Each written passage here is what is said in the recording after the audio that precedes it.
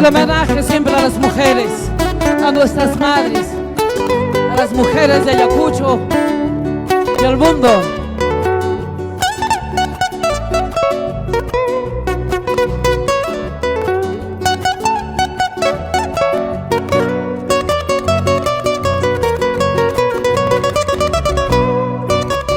Yo te he visto, mamá vieja, salir tus ganas del tiempo.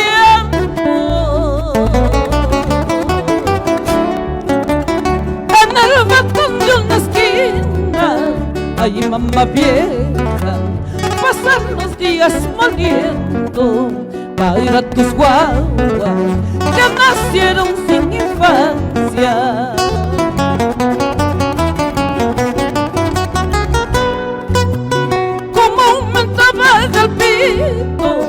Al atardecer el día, se aumentaban tus penas, ay mamá vieja. Al atardecer tu vida, yo que era niña, me contagiaban tus lágrimas.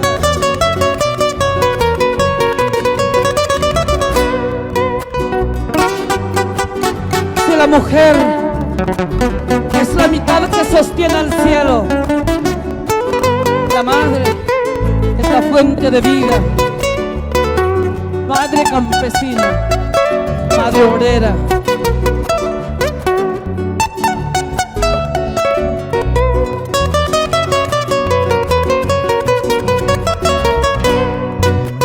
Yo te he visto zapateando, guaynito en las cosechas,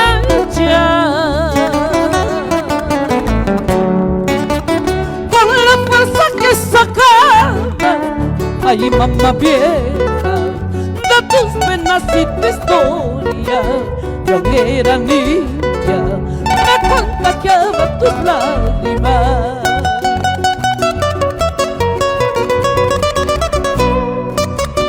Hoy te canto el bueno vieja, porque al bueno le das vida.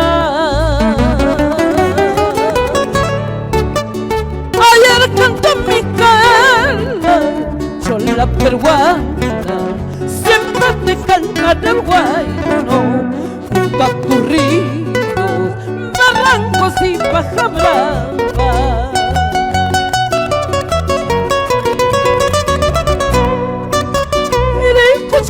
Vaya mamá, recojan tu llanto y kipi. Kainara kachkaspera, matapiricos kainaina. Y la cancharín de cantón, por hijo jaguarisca y